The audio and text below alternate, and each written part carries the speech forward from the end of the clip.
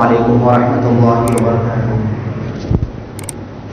نحمده ونصلي على رسوله الكريم أما بعد أعوذ بالله من الشيطان الرجيم بسم الله الرحمن الرحيم يا أيها المزمل قم الليل إلا قليلا نصفه أو انقص منه قليلا أو زد عليه ورتل القرآن ترتيلا إنا سنلقي عليك قولا ثقيلا إن ناشئة الليل هي أشد وطئا وأقوم قيلا إن لك في النهار سبحا طويلا واذكر اسم ربك وتبتل إليه تبتيلا سبحان ربك رب العزة عما يصفون وسلام على المرسلين والحمد لله رب العالمين. اللهم صل على سيدنا محمد وعلى آل سيدنا محمد وبارك وسلم. اللهم صل على سيدنا محمد وعلى آل سيدنا محمد وبارك وسلم. اللهم صل على سيدنا محمد وعلى آل سيدنا محمد وبارك وسلم. قابل احترام بزرگوں اور عزیز لڑکیوں، گزشتہ سے پیوستہ جمعہ قرآن کریم کے متعلق چند باتیں کی جا رہی تھی. اسی کے مضمون کو اس کے بعد کے جمعہ یعنی گزشتہ جمعہ عرض کرنا تھا، لیکن حالات کے پیش نظر شب برات کے متعلق چند باتیں عرض کی گئی تھی. اسی قرآن کے متعلق چند باتیں اور عرض کی جائیں گی، کیونکہ جو مہینہ رمضان المبارک کا مہینہ آ رہا ہے، اللہ کے نبی صلی اللہ علیہ وسلم نے فرمایا کہ رمضان المبارک کا مہینہ خاص قرآن کریم کے لیے ہی بنایا گیا ہے، اور رمضان المبارک میں خاص فضیلت قرآن کریم کی تلاوت کو بھی دی گئی ہے. جیسے روزے تو فرض ہے، اس کے علاوہ کوئی خاص عمل اگر بتایا گیا رمضان میں تو وہ قرآن کریم کی تلاوت ہے، کیونکہ رمضان المبارک میں جتنا کلام پڑھا جائے گا، جتنا قرآن پڑھا جائے گا، اتنی اس کی زندگیوں میں برکتیں آئیں گی. اور چونکہ قرآن کریم اللہ رب العزت کی ایسی کتاب ہے جو انسانوں کی ہدایت کے لیے بنائی گئی ہے، بھیجی گئی ہے، اور قرآن کریم کو پڑھ کر مردہ لوگ زندہ ہو جایا کرتے ہیں. یعنی وہ لوگ جس کے دل میں ایمان نہیں تھا، وہ ظاہری طور پہ انسان تو تھے، زندہ تو تھے، لیکن ان کا دل مردہ ہو چکے تھے. ان کے لیے اللہ رب العزت نے قرآن کریم کو نازل کیا اور فرمایا کہ یہ وہ کتاب ہے جس کے پڑھنے سے تمہارے دلوں میں ایک نور پیدا ہوگا، ایک روحانیت پیدا ہوگی، ایمان کو تقویت ملے گی، تمہاری زندگیوں میں برکتیں آئیں گی، تم ترقی کی طرف گامزن ہوں گے. یہ قرآن کریم کو بھیجا گیا. لیکن اس زمانے میں قرآن کریم مردہ لوگوں کے لیے متعین کیا گیا ہے. کسی کا انتقال ہو جائے تو قرآن کریم کو پڑھا جاتا ہے، کوئی دکان کے انتظام ہو تو قرآن کریم کو پڑھا جاتا ہے، گھر میں کبھی مصیبتیں آ جائے تو قرآن خانی کے نام کا قرآن پڑھا جاتا ہے. لیکن اچھے کاموں کے لیے، ترقی کے لیے قرآن کریم کو بہت کم پڑھا جا رہا ہے. صرف رسمت قرآن کریم کے الفاظ کو پڑھا جاتا ہے، قرآن کریم کو نہیں پڑھا جاتا، قرآن کریم کے الفاظ کو پڑھا جاتا ہے. اور وہ لوگ جب گھروں میں قرآن کریم کو پڑھانے کے لیے مدارس سے اپنے حفاظ کو بلاتے ہیں، کچھ رقم دے دیتے ہیں، اور پھر یہ کہا جاتا ہے کہ آپ قرآن کریم کو ختم کرو. یہ قرآن کی سب سے بڑی توہین ہے. یہ قرآن کریم کی قرآن کریم کو مذاق بنا رکھا ہے. جب لوگ آئے بیٹھے قرآن کریم کو پڑھ لیے، وہ پڑھ لے یا نہ پڑھ لے، ایسا تو نہیں کہ کوئی حافظ قرآن کریم کی بے ادبی کرتا ہے، پڑھتا تو ہے، لیکن اس کے ذہن میں خیال یہ ہوتا ہے کہ میں یہاں پر پڑھوں تو کچھ کھانا مل جائے گا، کچھ پیسے مل جائے گا. پیسوں کے لیے پڑھے گا، آپ کی برکت سے اس کو کوئی فائدہ نہیں ہوگا، آپ کی برکت سے اس کو کوئی مطلب نہیں ہوگا. بس کام کے لیے آپ نے بلایا، وہ پڑھ کے تو چلے. جبکہ اللہ کے نبی صلی اللہ علیہ وسلم نے فرمایا اگر اس قرآن کریم کی ایک سورت کو تم پڑھ لیں تو تمہارے گھر میں اتنی برکتیں آئیں گی کہ تم شمار نہیں کر سکتے. ایک صحابی اللہ کے نبی صلی اللہ علیہ وسلم کے پاس آئے اور آ کر کہنے لگے اللہ کے نبی میں بہت پریشان ہوں، مفلس ہوں، غریب ہوں، قرضے میں مبتلا ہوں، میں کیا کروں؟ آج ہم سب کا یہی مسئلہ ہے. تو ان کے لیے وظیفہ یہ ہے کہ اللہ کے نبی کے پاس وہ صحابی آیا اور کہنے لگے کہ میں بہت غریب ہوں، پریشان ہوں، میں کیا کروں؟ فرمایا جب تم گھر میں داخل ہو تو پہلے سلام کرو، السلام علیکم، اس کے بعد سورہ اخلاص قل هو الله احد الله الصمد پڑھ لیا کرو. تمہارے رزق میں کتنی برکتیں ہوگی تم دیکھ لو. تو صحابی کہنے لگے کہ وہ صحابی کے لیے سوال نہیں تھا، ہم لوگوں کے لیے سوال ہے. تو صحابی کہنے لگے اللہ کے نبی اگر گھر میں کوئی موجود نہ ہو تو کیا کریں؟ فرمایا اگر کوئی موجود نہ ہو تو مجھ پر سلام بھیج دو اور اس کے بعد سورہ اخلاص پڑھ دو، پھر دیکھو تمہارے گھر میں کتنی برکتیں ہوگی. چند عرصے کے بعد وہ صحابی آئے اور اللہ کے نبی پوچھنے لگے کہ بھائی تمہارا کیا حال ہے، تو ملاقات ہی کی تھی، کیا مانگ رہا ہے؟ فرمانے لگے کہ میں نے آپ کے بتائے ہوئے طریقے پر عمل کیا تو میرا گھر تو چھوڑ دے، اگر آپ کے 40 گھروں کے اندر اتنی برکتیں ہو گئی کہ وہ کروڑوں کی برکت، وہ علاقے کے اندر مالدار لوگوں نے ان لوگوں کا شمار ہوا جو میرے گھر میں عمل کرنے کی وجہ سے یہ کرتے. تو معلوم یہ ہوا کہ قرآن کریم کی چھوٹی سی صورت، معمولی سی صورت کو اگر پڑھ لے تو ہمارے گھروں میں برکتیں آ سکتی ہے. لیکن ہم نے قرآن کریم کو پڑھنا چھوڑ دیا. اور جو شخص فجر کے بعد سورہ یاسین پڑھتا ہے، فرمایا کہ اللہ اس کے دن بھر کے کاموں میں اتنی برکت ہے، وہ اس کے کاموں کے ضامن اللہ بن جائے، ہر کام اللہ کی ذمہ داری میں وہ کرے گا. اور پھر مغرب کے بعد سورہ واقعہ پڑھے گا، اس میں اس کی برکتیں ہوں گی. عشاء کے بعد سورہ ملک پڑھے گا، رات بھر عبادت کرنے کا ثواب اس کو ملے گا. سوتے وقت آیت کرسی پڑھے، دروازے پر پھونک کر سو جائے، فرشتے اس کی گھر کی حفاظت کرے. سوتے وقت آیت کرسی پڑھ کر سو جائے، رات بھر عبادت کرنے کا ثواب اس کے نام اعمال میں لکھا جائے گا. جمعہ کے دن سورہ کہف کی تلاوت کرنے، اگلے جمعہ تک کا ثواب صغیرہ گناہ اس کے معاف ہو جائیں گے اور نیکیوں میں اس کا نام اعمال لکھا جائے گا. کتنی برکتیں اسی قرآن کریم کو جس کو ہم لوگ معمولی سمجھ کر چھوڑ دیے ہیں، اس کی اتنی فضیلتیں ہیں کہ صرف یہی پڑھنا انسان کی نجات کے لیے بس کافی. تو یہ جو رمضان کا مہینہ آ رہا ہے اس میں قرآن کریم کی تلاوت کا اتنا معمول بنا دے جس طریقے سے بزرگان دین کا معمول تھا. وہ روزانہ دن میں قرآن کریم کو پڑھا کرتے تھے، رات میں تراویح میں قرآن کریم کو مکمل کرتے تھے، اور پھر تہجد کی نماز میں اتنا قرآن پڑھتے تھے کہ پورے مہینے کے ختم ہونے سے پہلے قرآن کریم کا دور مکمل ہو جاتا. تو ہم کو بھی یہ ارادہ کرنا ہے کہ پڑھنا چاہیے. صحابہ کرام کے زمانے میں قرآن کریم دن میں ایک قرآن کریم پورا ایک بار نہیں، پورا قرآن کریم دن میں ایک مکمل کرتے تھے، رات میں ایک مکمل کرتے تھے. ایک شادی کے بارے میں اللہ کے نبی کو معلوم ہوا کہ وہ روزانہ قرآن کریم پڑھتے ہیں، تو اللہ کے نبی صلی اللہ علیہ وسلم نے ان کو بلایا اور بلا کر کہا کہ دیکھو 3 دن سے پہلے قرآن کریم کو مکمل کرنا تمہارے لیے ضرورت نہیں. وہ صحابی کے لیے تھا، کچھ حالات کو دیکھ کر اللہ کے نبی نے بتایا ہوگا کہ 3 دن سے پہلے قرآن کریم کو مکمل نہ کرے، 3 دن کے بعد قرآن کریم کو مکمل کرے، یعنی روزانہ 10 پارے تو کم سے کم پڑھا کرے. تو قرآن کریم کا اتنا معمول بنا دیں ہر دن ہم قرآن کریم کو پڑھنے والے بن جائیں، ہمارا معمول قرآن کریم کو پڑھنے کا بن جائے. اسی لیے کسی نے بہترین ترتیب بتائی ہے کہ اگر روزانہ فجر کے بعد 4 صفحے قرآن کریم کے پڑھ لیے جائے، 4 صفحے، ظہر کے بعد 4، عصر کے بعد، مغرب کے بعد 4 صفحے اگر دن میں پڑھ لیے جائے تو 3 دن میں یہ قرآن کریم مکمل ہو جائے گا. اور اگر کوئی 8 صفحے پڑھے تو 15 دن میں ہو جائے گا، کوئی 10 صفحے پڑھے تو 12 دن میں ہو جائے گا، اور اگر کوئی 20 صفحے پڑھے تو 6 دن میں. قرآن کتنا بہترین ہے. 6 صفحے دن میں ہم فجر کی نماز کے بعد 6 صفحے قرآن پڑھ لیں، اٹھ جائیں، ظہر کے بعد 6 صفحے پڑھ لیں، عصر کے بعد، مغرب کے بعد، عشاء کے بعد پڑھ لیں، 6 دن میں قرآن کریم مکمل ہو جائے گا. اسی طریقے سے رمضان میں قرآن کریم پڑھنا کتنا آسان ہو جائے گا. تو آج کے جمعہ میں اتنا عرض کرنا تھا کہ اسلام کی بتائے ہوئے طریقوں پر عمل کرتے ہوئے رمضان کیسے گزارے. اگلے جمعہ میں دنیاوی حالات کو دیکھ کر رمضان کیسے گزارے وہ بتایا جائے گا، لیکن اس جمعہ میں یہ ہے کہ ہماری روح کو کیسے گزارے، قرآن کریم کیسے پڑھے، کتنا پڑھے. قرآن کریم قرآن کریم کو اتنا توجہ سے سنو کہ تمہارے اندر رحمتیں داخل ہو جائیں. سننے کا یہ ثواب ہے تو پڑھنے کا اس سے زیادہ ثواب ہو سکتا ہے.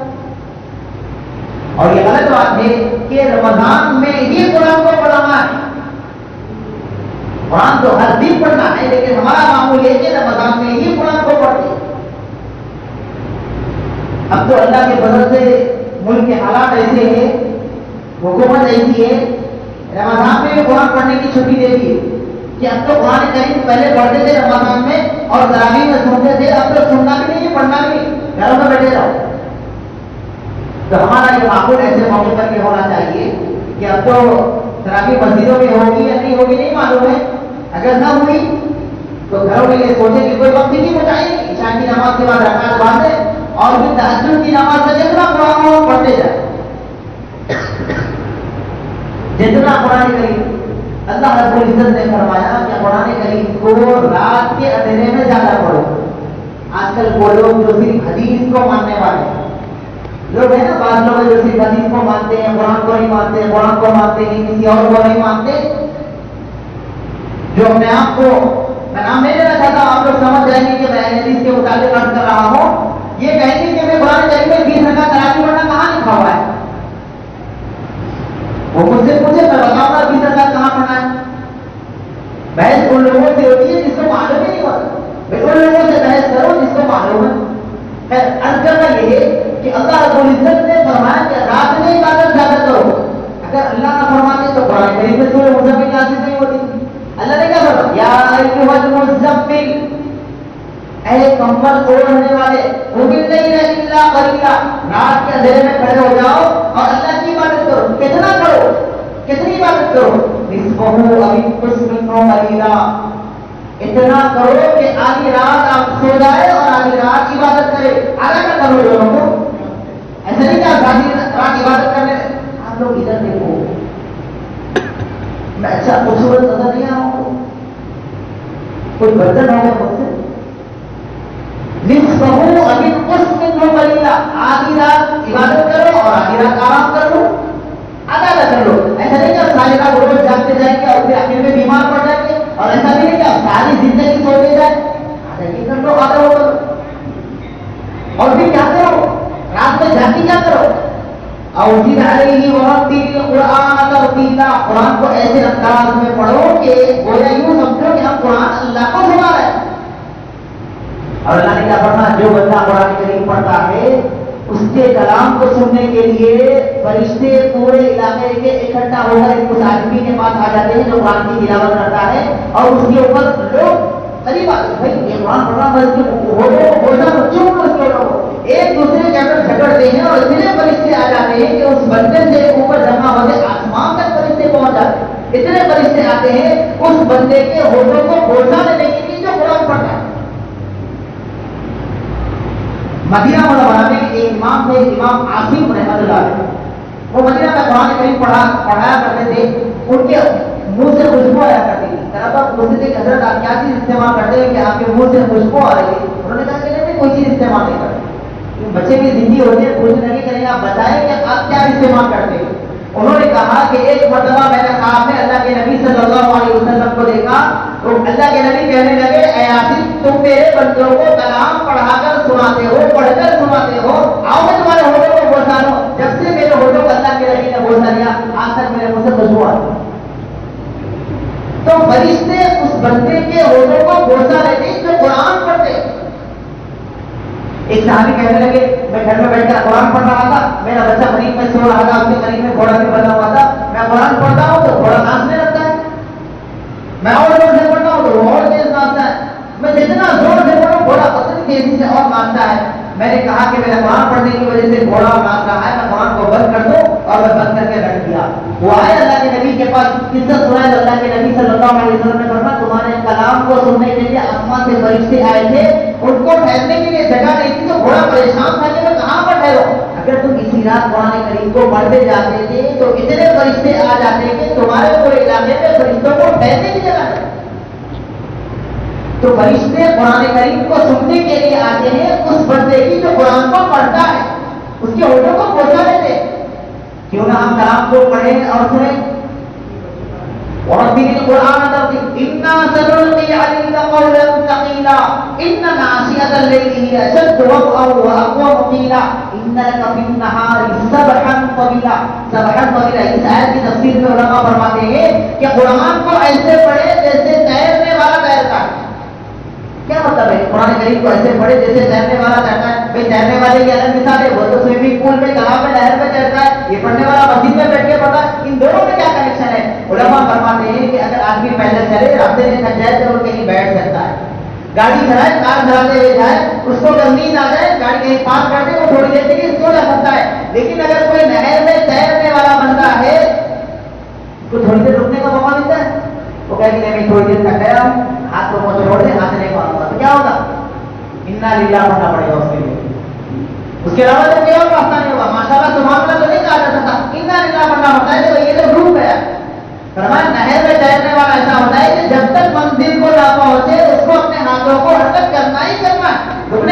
حاصل ہی نہیں. اسی طریقے سے بندے کو منزل اگر پانا ہو, کوئی مقصد اس کے سامنے ہو, کوئی پلاننگ اس کو بنائی ہوئی ہے, تو اس پر پلاننگ کے پورا کورس لے کر قرآن کریم کو اتنا پڑھتے جائے کہ وہ منزل تک پہنچ جائے. جب تک منزل تک نہ پہنچے قرآن کریم کو پڑھتا جائے, منزل تک پہنچ جائے. وَاذْكُرِ اسْمَ رَبِّكَ بُكْرَةً وَأَصِيلًا وَمِنَ اللَّيْلِ فَاسْجُدْ لَهُ وَسَبِّحْهُ. پورے سورے کی تفسیر آپ قرآن کریم کو اٹھا کر دیکھتے سورہ مزمل کی. اللہ نے کیا بہترین بات بتائی ہے کہ آدمی کو قرآن کریم اتنا پڑھنا چاہیے کہ اس کی زندگیوں میں قرآن کا عمل داخل ہو جائے. اور پھر اللہ نے قرآن کریم میں اپنے نبی سے فرمایا کہ رات میں قرآن اتنا پڑھو جتنا تم کو دن میں کام کرنا ہے. دن میں آپ کام کر کے تھک جاتے ہیں, پھر رات میں قرآن کریم کو اتنا پڑھے, ایسا ہی نہیں ہو سکتا. اللہ نے فرمایا جتنا دن میں کام کرنا ہے اتنا رات میں قرآن پڑھو. جتنا رات میں قرآن کریم پڑھو گے اتنا دن میں آسانی ہوگی. اس کی مثال علماء یہ فرماتے ہیں کہ جتنی دیر فون پہ بات کرنا ہے اتنی دیر اس کے لیے چارجنگ کر لو. جتنی دور سفر کرنا ہے اتنی دور کے لیے گاڑی میں ڈیزل پیٹرول فل کرا لو تاکہ آپ کو وہاں تک پہنچنا پڑے.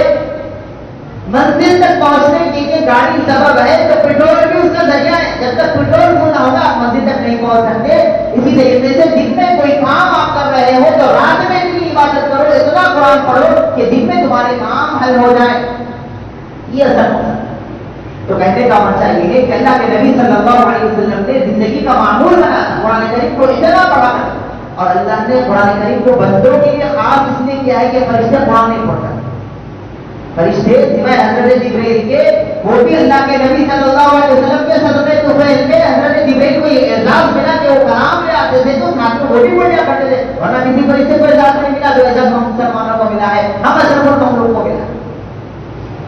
تو قرآن کریم کو پڑھنے کا معمول بنائے. اللہ کے نبی صلی اللہ علیہ وسلم نے فرمایا جتنا تم کو آسانی اپنی زندگیوں میں لانا ہے اتنا قرآن کریم کو پڑھو, اتنا پڑھو کہ تمہاری زندگیوں میں قرآن داخل ہو جائے. اور اللہ کو قرآن کریم پڑھنا بہت پسند ہے. اللہ کے نبی صلی اللہ علیہ وسلم نماز میں بھی قرآن کریم پڑھتے تھے. ایک صحابی فرمانے لگے میں اللہ کے نبی کھڑے کے دیکھا کہ وہ نماز پڑھ رہے تھے, میں بھی گیا اور اللہ نے بات کیا, میں کھڑے ہو کر دیکھ رہا ہوں اللہ کے نبی صلی اللہ علیہ وسلم سورہ بقرہ شروع کرے, پہلا پارہ دوسرا پارہ پڑھتے جا رہے سورہ بقرہ پوری مکمل ہو گئی. میں نے کہا کہ بھائی میں تو بس کمزور ہو گیا ہوں, میں نہیں کر سکتا, میں ہاتھ چھوڑ دیا اور نماز سے الگ ہو گیا. پھر فرمایا کہ سورہ بقرہ کتنے پاروں کی سورت معلوم ہے کسی کو؟ سورہ بقرہ 2.5 پاروں کی سورت ہے. ایک رکوع کا 2.5 پارے یہ ہے. اللہ کے نبی سورہ بقرہ کے بعد سورہ آل عمران پڑھنا شروع کرے, سورہ نساء بھی تقریباً مکمل کر دیے, اس کے بعد رکوع کیے. اور اللہ کے نبی کا ایسا معمول نہیں تھا کہ قیام لمبا کر دیے, رکوع میں 3 مرتبہ سبحان ربی العظیم پڑھ لیا اور سجدے میں چلے گا, ایسا نہیں تھا. جتنا لمبا قیام کرتے تھے اتنا لمبا رکوع کرتے تھے, پھر اتنا لمبا سجدہ بھی کرتے تھے. ایک مرتبہ حضرت عائشہ رضی اللہ عنہا فرماتی ہے کہ میں اللہ کے نبی صلی اللہ علیہ وسلم کے ساتھ رکوع میں چلی گئی, اتنا طویل رکوع تھا, اتنا لمبا رکوع تھا, مجھے ڈر ہونے لگا کہ میری ناک سے نقصیر چھوٹ جائے. میری ناک سے خون نکلتا ہے, ناک سے نقصیر چھوٹ جائے. میں نے رکوع کو چھوڑ دیا اور میں الگ ہو گیا. اتنا لمبا رکوع کرتے تھے. اور پھر سجدے میں کتنا لمبا جاتے تھے. حضرت عائشہ صدیقہ رضی اللہ عنہا فرماتی ہے کہ ایک مرتبہ ہم لوگ حجرے میں آرام فرما رہے تھے, میں نے دیکھا کہ اللہ کے نبی صلی اللہ علیہ وسلم میرے قریب میں سجدہ کر رہے تھے. کافی دیر ہو گئی تھی وہ سجدے میں تھے. میں نے تھوڑی دیر کے بعد پیر کے انگوٹے کو ہلا کر دیکھا کہ اس میں گرمی باقی ہے یا پھر یہ اپنے دنیا کو چھوڑ کر آخرت کی دنیا کی طرف چلے گئے. حضرت عائشہ فرماتی ہے میں نے جب انگوٹے کو ہلا کر دیکھا تو گرمی اس میں محسوس ہو رہی تھی. میں نے سمجھا کہ ہاں اللہ کے نبی ابھی زندہ ہے. اتنا طویل سجدہ. تو جتنا لمبا قیام اتنا لمبا رکوع, پھر اتنا لمبا سجدہ کرتے تھے. یہ خاص عبادت متعین تھی رمضان کے لیے. ہم اس شعبان میں یہ ارادہ کریں کہ رمضان کے آنے سے پہلے ہم اس کا اتنا معمول بنا لیں کہ رمضان میں ہم کو عبادت کرنا آسان ہو. ابھی اس میں اس کی مشق کر رہے شادی نماز ہو جائے, ادھر پڑھے, اتنی طویل ادھر پڑھے, اتنا پڑھے. کسی کو 10 صورتیں تو یاد ہوگی, ہر ایک کو 10 صورتیں یاد رہتی ہے. پہلی رکعت میں 10 سورت پورے مکمل پڑھے, الگ طرح سے پورے آخر کے 10 صورتیں پورے پڑھے. دوسری رکعت میں پھر اسی کو دوہرائے. ہو سکے تو قرآن کریم کو یاد کر لیں. ایسے لوگ ہیں جو روزانہ ایک صفحہ یاد کرتے ہوئے چند ماہ میں قرآن کریم کے مکمل حافظ کر لیں. ایسے لوگ بھی, اور وہ لوگ بھی ہیں جن کی زندگی کے 60 سال گزر گئے, 10 صورتوں کے علاوہ کسی اور 11ویں صورت کو یاد کرنے کا شوق ان کے دل میں پیدا نہیں ہوا. اللہ ایسے لوگوں سے ہم سب کی عبادت فرمائے. ارادہ کریں کہ اس شعبان میں رمضان کے آنے سے پہلے ہم اتنے صورتیں یاد کریں کہ رمضان میں ہم قرآن کریم کو پڑھنے والے ہو جائیں. کم سے کم 300 پارہ یاد کر لیں, چھوٹی چھوٹی صورتیں ہو سکے. اس کے بعد سورہ یاسین یاد کر لیں, سورہ رحمان پڑھ لیں, سورہ ملک یاد کر لیں, سورہ واقعہ یاد کر لیں, سورہ دخان. یہ سورہ جس کو کہتے ہیں 5 صورتیں جس کی فضیلت زیادہ ہے, یہ 5 صورتوں کو یاد کر لیں. اس رمضان میں یاد کر لیں, باقی سال کے تمام مہینے تمام ایام ہم کو قرآن کریم کو پڑھنا آسان ہو جائے.